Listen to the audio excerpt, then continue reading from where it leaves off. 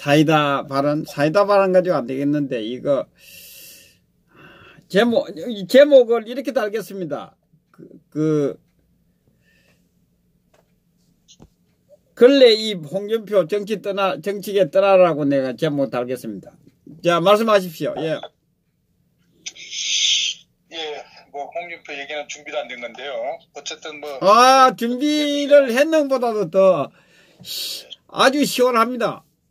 예, 그리고 오늘 김정은 친서가 지금, 와서 지금, SNS를 뜨겁게 달구고 있습니다. 근데 김정은 친서가, 김정은이가 몰래 갖다 줬는지, 아니면은, 여기에 그냥 단파통신을 해서 무전을 보내가지고 전달이 됐는지, 아니면은 제3국을 통해서 왔는지, 잠수함으로 가지고 왔는지, 어쨌든, 오늘 오후에 김정은 친서가 지금, 이 청와대에 도착이 됐다고 하죠. 그리고 오늘, 또 이제 내일, 아침이 되면은, 임종석과 조국이 국회 운영위에 출석을 하게 됐습니다. 이와 관련해서, 한번, 비판적 접근을, 해보겠습니다. 이 청와대는 오늘 김정은이 문재인 씨에게 A4 용지 2장 분량의 친서를, 보내왔다고 했습니다. 아마 친서 내용에 서울 방문이 이루어지지 않아서 이렇게 안타까웠다는 그런 내용인 것으로 지금 알고 있는데, 이 청와대의 김의겸 대변인이 오늘 춘추관에서 이 문재인 대통령에게 친서를 통해 2018년을 마감하는 따뜻한 인사를 전하고 내년에도 남북 두 정상이 한반도 평화와 번영을 위해 함께 나가자는 그런 뜻을 전했다. 이렇게 얘기를 한 것 같습니다. 그리고 이 김정은의 친서에서 두 정상이 평양에서 합의한 대로 올해 서울 방문을 고대했으나 이루어지지 못한 걸 못내 아쉬워했다. 이렇게 얘기를 했고, 앞으로 또 상황을 주시하면서 서울을 방문하겠다는 그런 강한 의지를 나타냈다. 이렇게 지적한 걸로 알고 있습니다. 자, 저는 때가 있을 때마다 항상 이 김정은이가 절대로 이 방남을 할 수가 없다. 이렇게 강조를 해왔고, 지금도 그런 발언에 바뀌질 않고 있습니다. 이 김정은이가 절대로 우리 대한민국에 올 수 없는 이유는 아주 우리 시청자 여러분들과 합리적 의심을 할 수 있는 것은, 첫째로 이 북한의 TV나 방송에서 서울 방문 그런 내용을 방영할 때 북한 주민들이 대한민국의 발전상을 보고 경악하게 될 겁니다. 물론 조선중앙TV는 대부분 편집을 해서 보내겠지만은 이 북한 주민들이 우리의 발전상에 놀라지 않을 수 없겠죠. 그리고 두 번째는 이 북한처럼 강제 동원된 그런 환영 군중을 볼 수 없을 뿐만 아니라 우리 대한애국당 같은 보수단체의 반대 시위를 걱정해야 합니다. 어떤 일이 벌어질지 모릅니다. 그리고 셋째로 말하면은 만일 비핵화선언, 이 북한은 한반도 비핵화를 주장했지 북한만의 비핵화는 거론해 본 적이 없습니다. 이 비핵화 선언을 할 경우에 전 세계에 대하여 말에 책임을 져야 되는 그런 부담 등으로 쉽게 방남을 하지 못할 겁니다. 이 간절히 오기를 갈망하는 문재인 씨에 대해서는 가끔 이번 같은 립 서비스로 파도끓일 것으로 저는 봅니다. 자유대한민국의 전직 대통령을 살인자보다 더 많은 형량으로 집어쳐놓고 자유대한민국의 안보와 수장들을 모조리 쳐놓고 적의 수계가 칭찬해주는 그런 메시지를 받고 어쩔 줄 몰라 하는 가정스러운 모습을 오늘 오후에 보고 정말 역겹지 않을 수 없었습니다. 아직도 그대는 내 사랑. 북한 동토 접근 변할 기미 전혀 없습니다. 애초부터 싹수 놀았던 비핵화 문제 이 물 건너갈 기미가 농후한데도 문재인의 최대 역점 사업은 오매불망, 김정은이 향한 일편단심. 그런데 김정은이가 보낸 친서 공개가 왜 외교상 결례입니까? 국민들 눈, 귀 막고 버리는 그런 짝짝꿍 사업을 그토록 기밀 취급하는 것은 역시 위선과 가면극의 실체를 숨기기 위한 반대한민국적 음모를 증명하는 거 아니겠습니까? 떳떳하고 당당하다면 있을 수 없는 일입니다. 이거 참 청와대 이상합니다. 지금 이런 거 발표할 땐가요? 올 한 해 동안 문재인 씨가 정말 해외에 가서 졸아가며 비핵화 이에 힘썼지만은 한 발자국도 나가지 못해 미안하고 죄송합니다 하고 국회를 향해 김 위원장이야 동무들 똑바로 하라오. 이래야 국민들이 열광하지. 지금 국민들이 뭘 하겠습니까? 그렇지 않으면은 문동무 영토와 영공을 내준 것에 전 세계 여행할 때마다 보여준 문동무의 충성심은 만족스러웠으나 올해 보내준 곡물의 양과 질이 적지만은 일단 목구멍에 냉면이 넘어가냐로 경고했으니까 내년에는 좀 더 분발해 주세요, 문동무.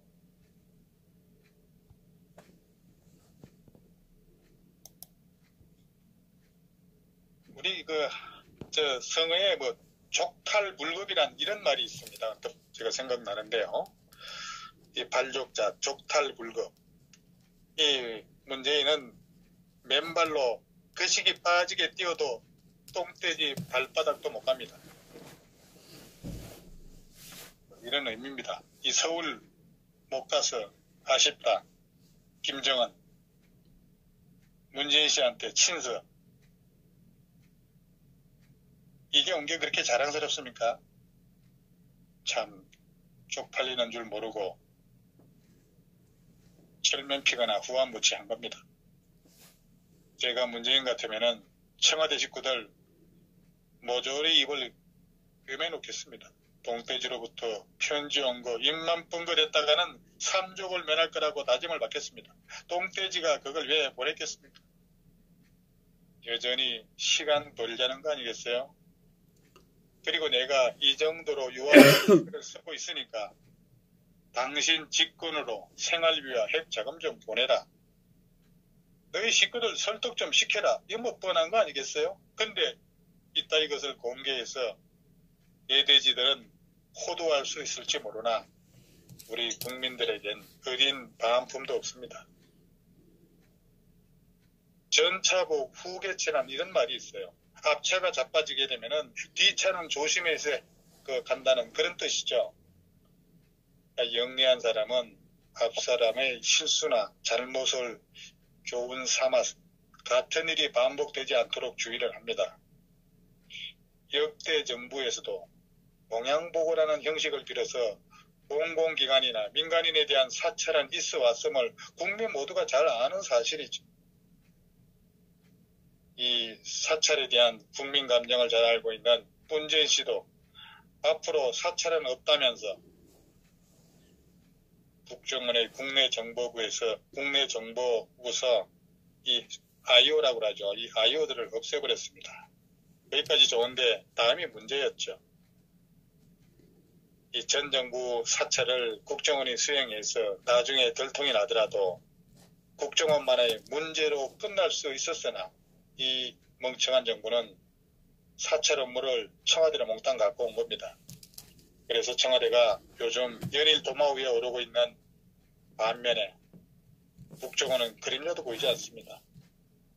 국민들은 청와대를 불법 사찰의 소굴로 기정사실하고 있고 이제 국민의 궁금증은 그 우두머리가 과연 조국인가 임종석인가 아니면 문재인 씨인가에 관심이 쏠리고 있습니다. 이 무능한 정부는 앞차가 자빠지자 그냥 바로 들이받아버렸습니다. 자, 2018년 전국을 경랑에 몰아넣은 김태우 사건은 청와대가 내부적으로 골마가던 상처가 터진 것이었습니다. 지금부터 그 전말을 한번 되짚어 보겠습니다.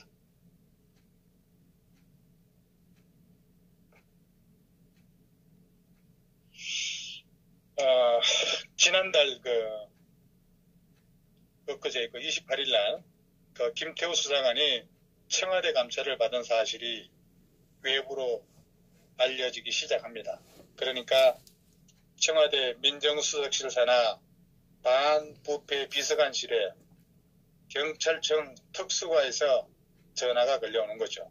그러니까 전화를 받은 사람은 청와대 반부패 비서관 박영철 반장이었는데, 여기서 하는 얘기가 뭐냐면은 특별감찰반에서 일하는 김태우 수사관이 자신의 지인이 연루된 그런 경찰 사건에 대해서 묻는데, 이 사람이 청와대 특감반원이 맞느냐, 이렇게 문의하면서 이제 이 문제가 불거지기 시작한 것이 지금 발단이 되고 있는 겁니다.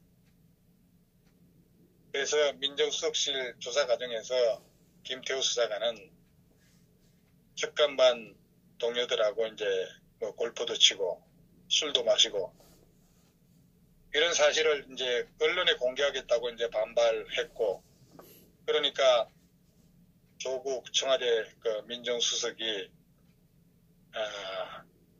이 김태우가 이제 이런 얘기를 하니까 겁박이라고 이렇게 판단을 하는 겁니다. 그러니까 이 특감반은 7명 전체를 갖다가 교체하는 초강수를 두게 되는 겁니다.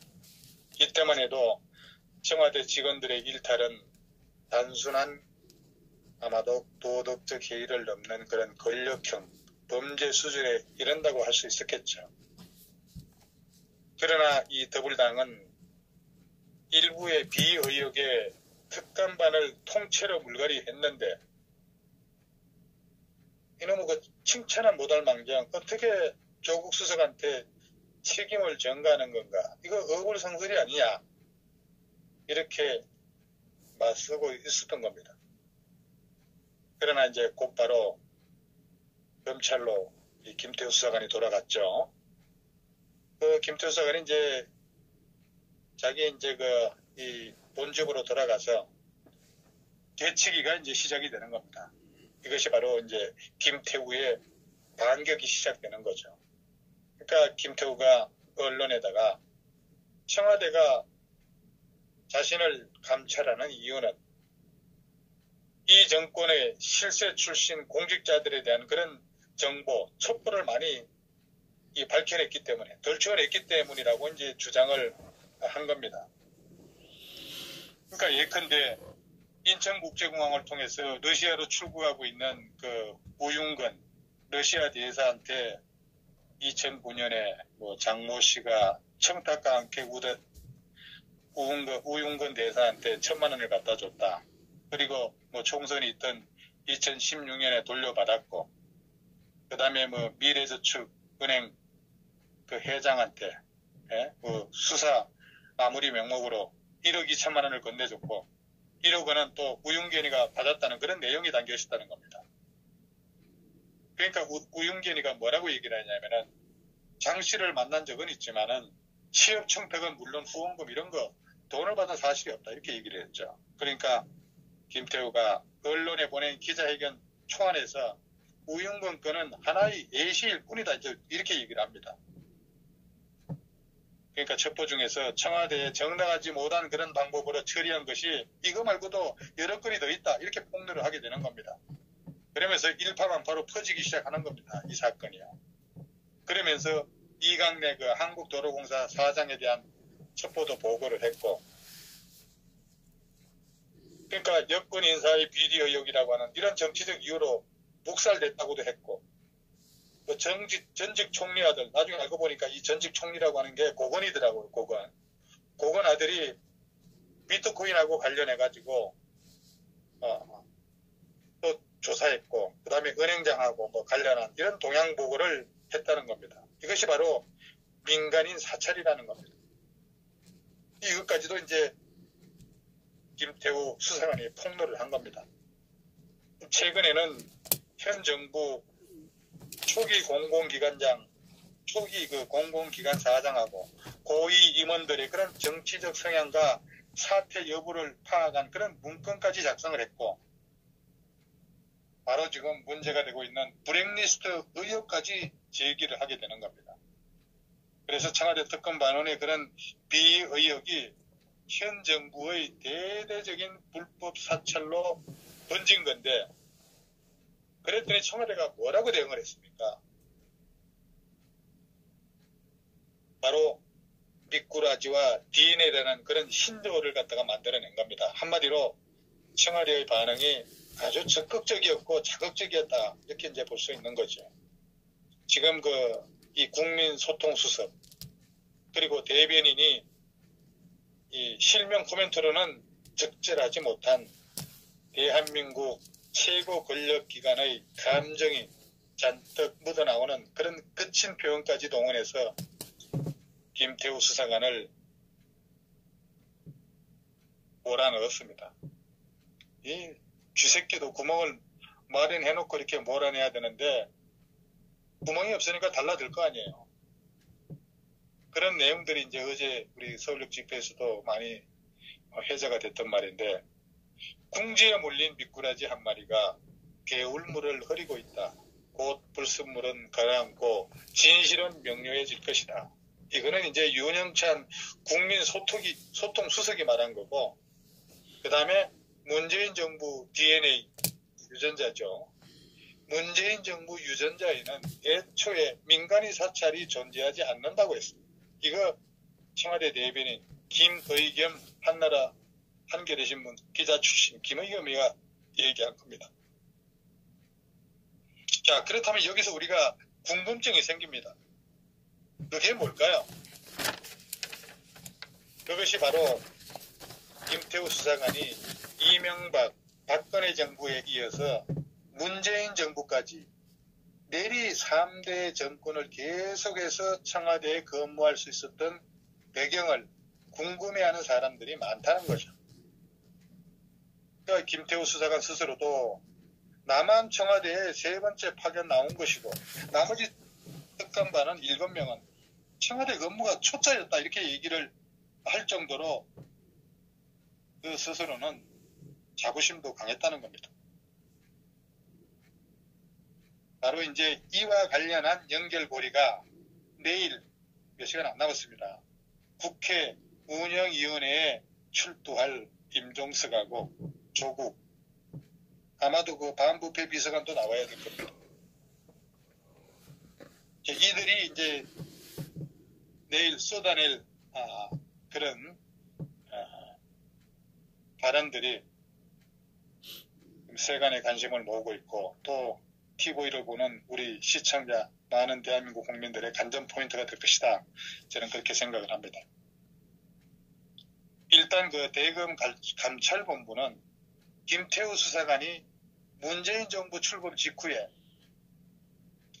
건설업자 최모 씨를 통해 청와대 특감반에 파견 갈 수 있도록 도와달라는 그런 인사청탁을 했다는 사실을 확인했다고 했죠. 자, 여기서 최모 씨, 건설업자 최모 씨라고 하는 것은 청와대 조국 민정수석의 부산에 있는 해강고등학교 선배라는 말까지 제가 그제 밝혔습니다. 이 검찰 본부에서는 구체적 물증이 있다고까지 했습니다. 그러나 최 씨의 그 신원이나 실제 실력 행사 여부에 대해서는 민간인이기 때문에 감찰 밖의 일인데, 그렇다면 이건 아마 수사를 통해서 밝혀내야 될 그런 부분이라고 저는 봅니다. 그러니까 이쯤 되니까 김태우 논란 사건의 그런 양상이 민간인 사찰하고 블랙리스트 공방으로 번지기 시작을 하게 됩니다. 김 수사관이 작성한 첩보 문건 목록을 다한당에서 이제 공개를 했죠. 여기엔 친박계 핵심 인물인 최경환 전 기재부 장관, 그리고 김현미는 지금 현재 이 국토교통부 장관이죠. 이런 정치인하고, 그 다음에 진성인인가 이거 홍익대 교수 이런 그 민간인들에 대한 보고서 파일 목록이 있는데 이게 바로 민간인 사찰 논란으로 번진 그런 직접적인 계기가 되었다고 볼 수 있겠습니다. 예, 뿐만 아니라 환경부 산하의 그 한국환경공단 그리고 국립공원관리공단 이런 환경부 산하 8개 공공기관 임원 24명하고 그 다음에 사퇴 현황이 담겨있는 이런 문건이 또 드러났습니다. 이게 바로 이제 블랙리스트 의혹으로 확전되기 시작한 겁니다. 바로 이 문건에 한국환경공단 외에는 특별한 동의나 반발 없이 사퇴가 진행 중이라는 그런 문구 속에 다 그런 게 다 적혀 있다는 겁니다. 그러니까 지금 그 청와대 감찰관에서 가서 이렇게 말을 퍼뜨리니까 한마디로 겁을 주니까 꾀갱하고 다들 다 주저앉은 거겠죠. 이만큼 청와대가 이렇게 무서운 기관이라는 얘기죠. 공공기관 330군데 이런 데 가서 청와대 감찰관에서 나왔다고 해가지고 너 자리 내놓을 거 안 내놓을 거야. 그 비슷한 얘기 한마디 해보십시오. 오금이절에서 꾀갱하고 다들 주저앉고 자리 내놓지 않겠습니까? 이런 맞습니다. 짓들이 전부 다 한 겁니다. 문제는 환경부가 올해 그 환경부 산하 기관 임원들의 이런 사퇴 관련 동향 이 문건을 작성을 해서 청와대 민정수석실에 보고했다는 거 아니겠습니까? 이건 인사개입 의도가 분명히 있었다는 것이라고밖에 볼 수 없는 블랙리스트가 분명한 거죠.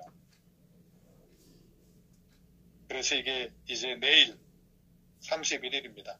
2018년 마지막 날을 달굴 국회 운영위원회에서의 국민적 관심사항이 될 것이라 저는 그렇게 진단을 합니다. 이 결과는 내일 논평을 통해 또 샅샅이 제가 밝히도록 하겠습니다. 자, 그리고 청와대가 자체 감찰을 통해서 민정수석 특별감찰반은 7명의 전원 교체는 문재인 정부의 블랙리스트 의혹으로 번지는데 기름통 역할을 한 셈이죠. 이게 어디 상부의 지시 없이 6급 수사관 혼자 블랙리스트를 작성한다는 거 있을 수 없고 앞뒤가 맞지 않는 얘기 아니겠습니까? 블랙리스트 제가 어제 그저께 뭐라고 얘기를 했습니까? 민주주의의 근간을 유린한 국가폭력이라고 문재인이가 얘기를 했고 또 추미애가 나라의 근간을 흔들 대역죄라고 얘기를 했고 이해찬이는 이거야말로 반헌법적이라고 주장을 했던 겁니다. 다시 한번 말씀을 드리면은 민주주의의 근간을 유린한 국가폭력이고 나라의 근간을 흔드는 대역죄고 반헌법적이라고 문재인, 추미애, 이해찬이가 주장을 하는 것이란 겁니다. 블랙리스트 용어에 대해서. 근데 아직도 멈추지 않고 현재 진행 중인 박근혜 정부의 블랙리스트 사건은 바로 이 찬탈 정권이 지난 박근혜 정부의 반민주적 성격을 규정하고 비판할 때 가장 악랄하게 몰아치웠던 그런 사례였습니다. 그랬던 이 문재인 정권이 이제 와서 반대로 자신들이 블랙리스트 의혹으로 공격을 받는 건 역설적인 상황이라고 할 수 있겠습니다. 그럼에도 불구하고 청와대는 문제의 환경부 문건은 김태우 수사관이 개인적으로 만든 거지 상부에 체계적으로 보고된 적이 없다 이런 입장을 취하고 있는 겁니다. 이것은 정권 차원의 블랙리스트가 아니라 김태우 수사관 개인의 그런 일탈 행동이라는 이런 거로 지금 몰아세우고 있는 거죠. 그러니까 이 사건의 전모를 내일 이제 국회에서 조국 수석을 상대로 진상을 명명백백하게 국민 앞에 밝혀내야 이 정부를 쓰러뜨릴 수 있습니다. 대한민국 국민의 시선은 바로 내일 2018년 마지막 날 국회 운영위원회 조국 수석에게 쏠리게 될 것이다. 저는 그렇게 진단을 합니다. 자, 이 문제는 여기까지 논평을 하고 또 다른 분들 전화 기다릴 거니까